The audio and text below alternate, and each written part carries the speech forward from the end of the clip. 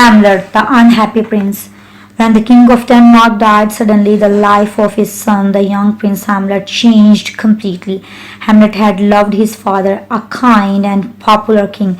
When he died, the prince was terribly upset. He became even more upset when his mother, Queen Gertrude, married again. Less than 2 months afterwards, the man she married was the old king's brother, Claudius. Prince Hamlet was shocked and angry at this. He would never accept his uncle Claudius as his new father. He could not understand how his mother could love him. Claudius had no concern for the feelings of other people. He did not care at all compared to Hamlet's father. Claudius was a foolish, ugly man. When the prince saw his mother and Claudius so happy together, he was very angry. It was as if her tears at the old king's death had all been lies. Hamlet could not forgive her for forgetting his father so quickly. Were all women so quick to forget the men they once loved? Hamlet could not think of anything but his father's death and the marriage of his mother to Claudius. Nothing else seemed important. Even his dear friend Horatio could not make him forget it for more than a moment. Hamlet refused to stop wearing black clothes in memory of his father's death, even after everyone else had stopped wearing them. Everyone noticed Hamlet's behavior, and this worried Gertrude and Claudius. They hated to see Hamlet come before them, dressed from head to toe in black and looking so unhappy. He reminded them continually of his father's death, which for different reasons they both wanted to forget. Because of this, the new king and his queen asked Hamlet to come and see them at court.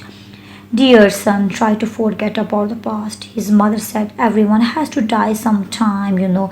Don't make yourself even more unhappy. His uncle followed Gertrude's loving words with a long and clever speech. Young Hamlet, he said, too much unhappiness after someone's death is foolish. Only children behave that way. Face facts. Since the beginning of time, every son has lost his father. That is the way of life. And now, Hamlet, you have a new father. Believe me, I love you like my own son. In front of all these important people, I say this, you will become king after me.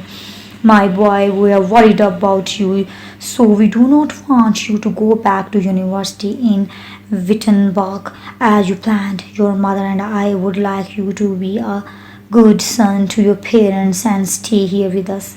Hamlet ignored Claudius but told his mother he would stay if she wanted him to. Despite the king and queen's concern, Hamlet felt as he were trapped. Suddenly the world was full of unpleasantness. There was nothing good left in it. It seemed to him that everyone around him was lying and cheating. He wanted to die. Why should he live? Everything seemed so hopeless. To think that his own mother could be so unfeeling. If only there was something he could do. Just as Hamlet was thinking this, his friend Horatio came to speak to him. My lord, a very strange thing has happened, he cried. The castle guards saw a ghost last night, and I was with them. There is no doubt about it, my lord. It was your father. My father's ghost? Hamlet exclaimed, very excited. Something must be very wrong, something important. I will speak to the ghost myself this very evening. The ghost secret. That evening, Hamlet, Horatio, and one of the soldiers met at midnight to watch for the ghost. The night was dark, cold, and quiet. In the distance, they could hear the sound of music and laughter. The king and queen were enjoying a feast. Suddenly, Horatio touched Hamlet on the arm. Look, my lord, he whispered. Look, it is coming. The ghost had appeared again. Hamlet knew at once that it was his father's ghost. He was both frightened and curious. Why have you left your grave? What does this mean? What should we do? Oh, answer me, he cried. But the ghost did not answer. Instead, it silently signaled to Hamlet to follow it. Horatio was afraid and begged Hamlet not to go, but Hamlet fiercely pushed his friend away. Nothing would stop the prince from following the coast, even if it led him to hell itself. He disappeared from Horatio's sight into the black night. When Hamlet and the ghost were alone, the ghost turned to him and spoke. What he said filled the young man with horror. He told him that he was the dead king's ghost and that he had been cruelly murdered. Hamlet, he continued, this said a snake bit me in the garden, but the snake that killed me now rules my kingdom. My uncle? Hamlet asked eagerly. The look of terrible sorrow on the ghost's face told him that he had guessed correctly. I knew it, the prince exclaimed. Claudius had murdered his own brother. He had wanted both to be king and to marry Gertrude. While the old king was sleeping in the garden one day, Claudius had crept up and poured poison in his ears. It was a horrible death. And now, son, your dear father is unable to get to heaven. I died before I could pray for forgiveness, and now I must burn. I command you, if you are my son, you must get revenge for this terrible murder. Help me to find peace. But the ghost added, do not harm your dear mother. You must leave her to be punished by her consciousness and by heaven. Then the ghost vanished. Oh God, from this moment on, I swear I will think of nothing except the ghost's command to get revenge for this murder, Hamlet shouted to the night sky. But as Hamlet grew angrier and angrier, he could not stop thinking of his mother. Her marriage had hurt him so much, and now he had found out that she had married his father's murderer. How could he forgive her? When Horatio ran up to Hamlet, he found the prince was very excited. He seemed as if he was half mad. Hamlet made his friend and the guard swear never to tell anyone what had happened that night. Then he warned Horatio that from now on he was going to pretend to be mad, and he had a good reason for it. But Hamlet didn't tell him the ghost's terrible secret. Hamlet's madness. Claudius was becoming more and more worried by Hamlet's behavior. It seemed that the young man had gone mad. Gertrude was terribly upset by this. It was spoiling their happiness together. Something else was worrying Claudius. Many things that Hamlet said seemed at first to make no sense, but if you thought carefully about his words, you would understand him. A lot of what the prince said reminded Claudius of what he had done to the old king. Does he know? Claudius wondered. Or is it just that I feel so guilty about what I did? I must find out. He decided to ask one of his oldest and most trusted ministers, Polonius, to help him discover the cause of Hamlet's madness. The queen agreed with her husband's decision. Polonius had a beautiful daughter named Ophelia. When the king and queen asked him about Hamlet, the minister said that before his father's death, Hamlet had told Ophelia that he loved her. My foolish daughter believed everything he said to her and fell in love with him too. I am sorry to say that she allowed Hamlet to visit her alone. When I heard about this, I put a stop to it. I told her that it wasn't right for a minister's daughter to show her love for a prince so clearly. She should have a proper respect for the prince's high position in the world, so I ordered her to refuse to receive Hamlet's letters and not see him again. I believe I did the right thing. Of course, the silly girl argued and cried. She believed that Hamlet would never hurt her, but her brother Laertes agreed with him. He knows what young men are like, and Ophelia agreed to do what I command. But not long after this, she had a terrible shock. She was alone in her room when Hamlet rushed in, half dressed and looking as if he had seen a ghost. She told me that he didn't say a word but stared into her face for a long time and then left. There is no doubt about it, said Polonius. That is the cause of Hamlet's madness. The prince is mad because of my daughter. The king wanted to believe his minister, but he decided to make certain it was true. He arranged with Polonius to set a trap for Hamlet. They sent Ophelia to meet Hamlet, while the two old men hid and watched. Certainly Hamlet acted very strangely when he saw Ophelia, but was it love? He seemed terribly angry, but not because of Ophelia alone. He was angry with the whole world. No one can escape, Hamlet told her. Everyone is evil. That's the way life is. He shouted out his mad words and frightened Ophelia terribly. He also frightened Claudius. Claudius was now sure that Hamlet was dangerous, even if he did not know about the murder. He suspected something, and people were starting to listen to him. The mad prince had to be stopped. The play. Why was Hamlet pretending to be mad? Why hadn't he killed Claudius at once when he had heard the ghost story? One reason was that he had begun to worry about the ghost. Perhaps it was not really his father at all. It could be the devil from hell. But there was another more serious person for Hamlet's actions. He was a quiet, thoughtful young man. He had never been very interested in fighting. He preferred to read a book. It was easy for him to think about killing someone, but not at all easy for him to do it. Still, he could not forget what his father's ghost had said to him, and he knew it was too late to stop now. Claudius was suspicious already, and Hamlet couldn't even trust his best friends. His home felt like a prison. There was nothing for Hamlet to do except to finish what he had already started. But could he do it? Hamlet heard that a group of wandering actors had come to the castle. He had seen their plays before and had an idea about how to prove that Claudius was guilty of murdering his father. Hamlet spoke to one of the actors alone and asked him if he knew a play called The Murder of Gonzago. In it, a nobleman called Gonzago is poisoned in his garden by a relative. Afterwards, this relative marries the dead man's widow. The actor said he knew the play. Tomorrow night, Hamlet said, act it in front of the king and queen. But first, I want to put in a few lines of my own. Hamlet did as much as he could to make the play seem like the real murder of his father.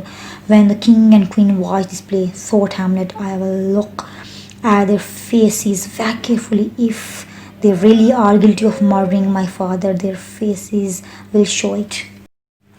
There can be no better proof, and when the ghost story is proved to be true, I know I will be able to carry out my revenge. Hamlet invited Claudius and Gertrude to see the play, and they happily accepted. They hoped that it meant that Hamlet was at last getting better and becoming interested in things again. Hamlet told Horatio what he had arranged and asked him to watch the king and queen. But as he waited for the night of the play to come, Hamlet suddenly became furious with himself. I am a coward. Why don't I admit it?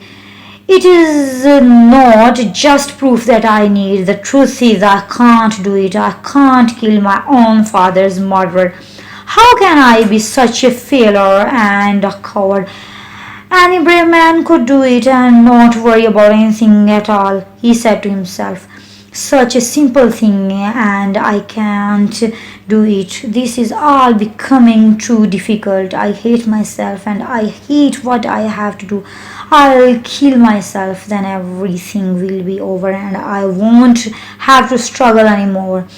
I can just sleep, but what's waiting for me after death could be even worse than this. Oh, I'm too much of a coward even to kill myself, let alone the king. There is no hope for me. Hamlet sat with his head in his hands, waiting for the play to begin. It was soon time for the play. Claudius and Gertrude entered and sat down in front of the stage. Hamlet and Horatio sat at one side where they could see the king and queen. The play started with Gonzago and his wife talking. She promised faithfully that she would never marry again if her husband died. Only those women who have killed the first husband marry a second, she said. Hamlet saw his mother's face become pale. Before the next scene, Hamlet explained to Claudius and his mother what would happen. You will see that. A nobleman called Lucian's poisons Gonzago in order to get his lands for himself. The prince said, then we find out he loves Gonzago's wife. Claudinus only watched a little of this scene. He suddenly got up and rushed from the room. Hamlet had his proof. There could be no more delay. As Hamlet discussed what had just happened with Horatio, a messenger told him that the queen wished to see him immediately. The death of Polonius. Gertrude had decided to speak to her son alone to try to discover what was making him behave so strangely. But Claudius was worried that Gertrude might discover the truth about the murder, so he sent Polonius to find out what the son would say to his mother. Gertrude thought Polonius had come to help her. Hamlet knew he had to kill his uncle. Claudius would certainly try to get rid of anyone who knew what he had done, even if it meant that this new son had to die. But even when Hamlet dreamt of spilling the king's blood, he couldn't help thinking about his mother. He felt so angry and violent that he was afraid he might hurt her too. He couldn't help hating her for what she had done, but he tried to control his feelings. I will speak cruelly to her, but I will not use my sword, he said to himself.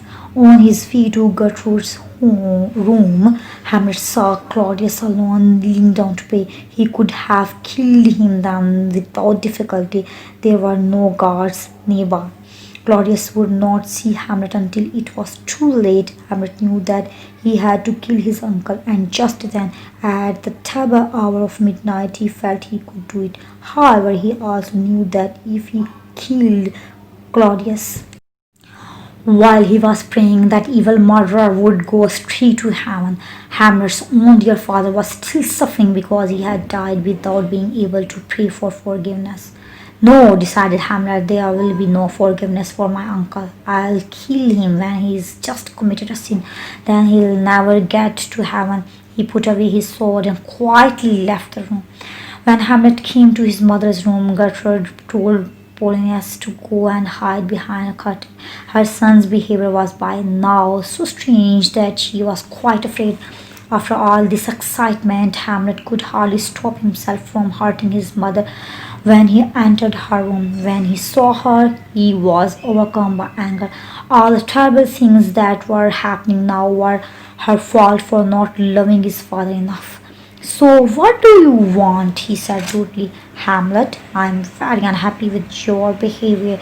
You have shocked your father very much. No, mother dear, you have shocked my father very much, Hamlet said angrily. How could his mother speak to him as if Claudius was his father and her first husband had never existed? Come, you are not answering me seriously, exclaimed Gertrude. Go, you are questioning me wickedly, cried Hamlet. Why, Hamlet, have you forgotten who I am? Gertrude said. She was terribly shocked. Of course not. You are the queen. You are your husband's brother's wife. Unfortunately, you are also my mother, although I wish you weren't. Gertrude had heard enough. She tried to leave the room, but Hamlet stopped her. He took hold of her wrist and forced her to sit down. Sit down here, in front of this mirror, he shouted. Look hard at yourself. I will not let you go until you see all the evil you have done. Gertrude was terrified. Her son was so strange and violent. He is going to kill me, she screamed. Help! Polonius, who was still behind the curtain, heard her cries. He also began shouting for help. Hamlet rushed across the room to the curtains. Realizing that someone was hiding there, he thought it was the king. Ah! There is a rat there, he shouted out and pushed his sword hard through the thick curtain and through the body of the man behind it. Polonius was killed immediately. The dead man fell from behind the curtain into the room. Oh, "What a wicked, terrible thing you have done," cried his mother. "Is it as wicked and terrible a thing as killing a king and marrying his brother?" cried Hamlet. Gertrude was horrified. What was her son saying? Killing a king? "What did you say?" she asked. "The king's plan." Hamlet was shaking with anger. "Mother, you have forgotten my father who loved you as so much. Think of my dear, gentle father and remember how good and kind he was. Look here at this picture and compare his face to that of Claudius. How can you still say you love Claudius? What is it that has made you so blind? You are too old to fall madly in love at your age, mother." "Oh, be quiet, Hamlet," cried Gertrude, putting her hands over her ears. He was making her think about things she would rather ignore, and now he was saying that Claudius, whom she loved so much, was a wicked murderer. "Don't say any more, Hamlet. I can't bear to hear it." Suddenly Hamlet stopped speaking. His father's ghost was standing in front of him. He stared at the ghost and shouted at it, terrified. The queen could see nothing now. She was sure that her son was mad. The ghost told Hamlet to leave his mother alone as he had promised. It was angry that Hamlet had not yet killed the murderer and urged him not to delay. Having told him this, the ghost left them alone again. Hamlet turned to his worried mother. "I'm only cruel to you because I want to help you. I'm really being kind," he said. Before he left her, he begged Gertrude not to live with Claudius as his wife anymore. "Refuse all love to the man who murdered my father and stole the kingdom, and say nothing of this to anyone." Gertrude agreed to tell no one, but she was glad that Claudius had decided to send Hamlet abroad soon. Then at last her son wouldn't be able to cause any more trouble. Perhaps he would even calm down and become his old self again. Claudius had decided how he would kill Hamlet without losing the love of his queen and his country. He had already spoken to Hamlet and Gertrude about sending the prince to England. Polonius' death gave him a very good excuse to do this immediately. Hamlet must go abroad, he said, to prevent Polonius' family from taking revenge on him. Claudius pretended that Hamlet was being sent to England to deal with state affairs, but really the king had arranged that Hamlet would be killed as soon as he arrived in England. To make sure this happened, he gave two noblemen a letter to the King of England, asking him to kill the dangerous prince. The two noblemen were old friends of Hamlet, so the young prince would trust them and be happy to travel with them. However, Hamlet now trusted nobody, and especially not those whom Claudius had sent to travel with him. He suspected his old friends immediately. He sailed from Denmark as the king had arranged, and Claudius thought all his troubles were over, but that was far from the truth. As soon as he was alone, Hamlet searched his friend's room on the ship and found the letter from Claudius. He read it with little surprise. "So I am indeed surrounded by enemies," he said to himself. "Well, I know how to deal with my so-called friends as well as how to save myself." Then he copied the letter, changing his own name to the names of the noblemen. As soon as they gave it to England's king, they would be killed. Hamlet was very pleased with his work. He smiled when he finished and thought, "I feel no sadness about the death of these men. They were quite happy to see me die. Very important things are happening now, and they were fools to get in the way." He closed up the new letter and put it back where the old one had been. The next day, the ship was attacked by pirates. Hamlet was the bravest fighter on the Danish ship. He jumped on the pirates' ship and fought them alone, while his own ship escaped. Hamlet was left with the pirates and was sure they would kill him, but they admired his courage, and when they found out that he was a prince, they decided to take him home, hoping to be rewarded for their kindness. They sailed towards Denmark and let Hamlet land at the first port they came to. a new grave. As soon as he landed, Hamlet wrote a letter to his uncle telling him that he was in Denmark again and that they would soon meet. He did not mention that he had discovered the letter. Then he sent a letter to Horatio telling him what had happened and asking him to come to meet him as quickly as possible. When they met, Hamlet told Horatio about Claudius' plan to kill him. As they were returning together to the king's palace, they saw two workmen digging a grave for a woman who had just died. Hamlet and Horatio stopped and talked to the men, who were cheerful and joking in spite of the work they were doing. As they talked together, men and women began to arrive for the funeral. Hamlet and his friend became very curious when they saw the king and queen among the funeral guests. There were other noblemen there too, including Lucius, Ophelia's brother. They hid themselves and watched as the priest conducted the funeral service. The priest said that he could not say all the usual prayers for the dead woman because she had probably killed herself. Lucius stepped forward. "You devil of a priest, she was so kind and good that she will go straight to heaven," he cried. "Oh, my poor sister." When he heard this, Hamlet's face turned white. "It is my darling Ophelia in the cold earth," he gasped. He felt that his heart was breaking. Silently, he watched the queen throw flowers onto the grave. He heard her say that she had hoped Ophelia would be Hamlet's wife. He heard Laertes, full of sadness and anger, shout out. He saw him leap into the grave. And then suddenly Hamlet could control himself no longer. He rushed forward and jumped into the grave beside Laertes. "I loved Ophelia. 40,000 brothers couldn't love her more. If you will be buried alive with her, then so will I." Ophelia had heard that Hamlet had killed her father and she had gone mad. Soon after, she was found drowned in the river. Laertes thought Hamlet was responsible for his sister's death as well as for his father's. The two men fought together in the grave and had to be forced away from each other.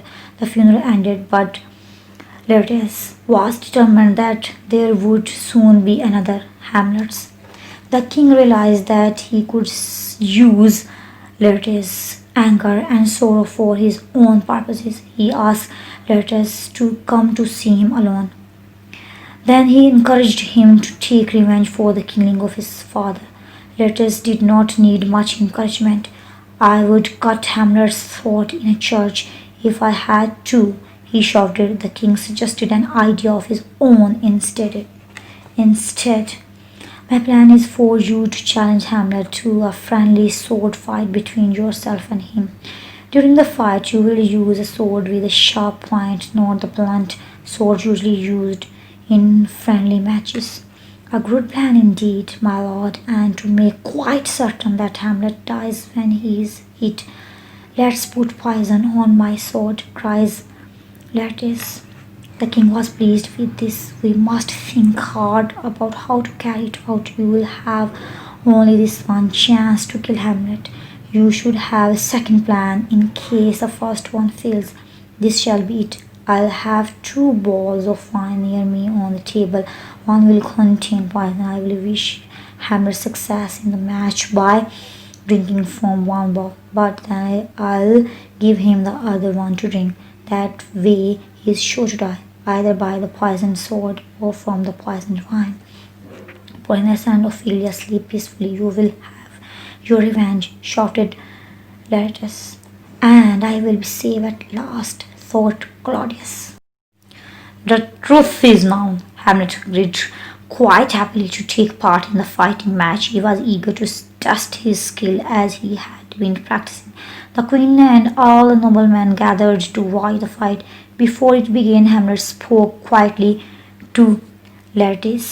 "I am so sorry for the unhappiness I have caused you," he said. "Believe me, I never wanted to hurt you. I love you like a brother." Laertes looked into Hamlet's eyes and suddenly felt very sorry for what he was going to do. He thanked Hamlet for his kind words and they shook hands. The fight began. At first, Hamlet seemed to be winning. He hit Laertes with his sword, but of course Hamlet's sword was blunt, so Laertes wasn't hurt when they stopped to rest. Claudius urged Hamlet to take a drink of wine. Come on, dear prince, he said. I'll drink to your health. Take this ball and drink to mine. I'll drink later when the match is over, replied Hamlet, and put down the poisoned ball. The fight began again. The two men fought hard. Hamlet was becoming tired. Laertes almost hit him again and again. Claudius was so excited he could hardly breathe. In a moment it would all be over. He was watching the fight so carefully that he didn't notice Gertrude get up from where she was sitting beside him. Then Laertes was hit again. The king quickly turned to Gertrude, but she was standing close to Hamlet. Hamlet, take my handkerchief and wipe your face. I drink to your victory, she said, and picked up the poisoned ball. Gertrude, do not drink, exclaimed Claudius, but it was too late. Claudius was horrified, but he didn't dare to say anything more. The queen sat down again. At that moment, Laertes cut Hamlet with his sharp sword. They struggled, and Hamlet seized Laertes' sword and cut him with it. Why, they are both bleeding, exclaimed Horatio. Someone is cheating. At that moment, the queen fell to the floor. Claudius tried to keep Hamlet away from her. It's the sight of blood. She has just fainted. That's all, he said loudly, but the queen screamed out so that everyone could hear her. The drink, oh my dear Hamlet, the drink, I have been poisoned. She died almost immediately. Someone here has done this. Lock the doors, they shall not escape, Hamlet ordered. Too late, Hamlet, you are dying. Laertes gasped and fell to the floor. I am killed by my own wickedness. My sword was poisoned. The sword you are holding now, that you hit me with, there's nothing you can do. It will take only minutes. Oh God, I'm dying. The king's to blame. Laertes lay on the ground, twisting in terrible pain. A poisoned sword. Hamlet realized there wasn't a moment to lose. He rushed to Claudius and cut his arm until he bled. Then, before the guards could stop him, seized the poisoned wine and forced it down the king's throat. Follow my mother, he screamed. The king gave a horrible cry and fell to his knees. Then he fell onto the floor, face down. He was dead. Hamlet had at last taken revenge for his father's death, but he was about to die himself. Suddenly he heard someone calling his name in a very weak voice. Hamlet, forgive me. I was wrong to blame you for my father and my dear sister Ophelia, whispered Laertes. Before Hamlet could answer, Laertes was dead. By now, Hamlet could hardly breathe. His whole body was filled with terrible burning pain. Before his eyes, the world was turning red and black. Horatio, he cried as he fell onto the ground. Horatio rushed to his side. Horatio, I'm dying. Goodbye, my poor mother. Oh, Horatio, you must tell people the truth. Tell them what really happened. I'll die with you like a Roman servant. When his master dies, I'll drink this poisoned wine, cried Horatio, his tears falling onto Hamlet's face. No, no, Horatio, if you love me, you must suffer and live. You must tell the world that I am innocent. Tell them that Claudius was a murderer. Horatio had to agree, but it was terrible for him to watch as Hamlet twisted and screamed in pain and finally died on the ground before him. The young prince of Denmark, that good, quiet, thoughtful man, was dead. Thanks for listening. For new videos, don't forget to subscribe my channel. And if you like my videos, please share and like.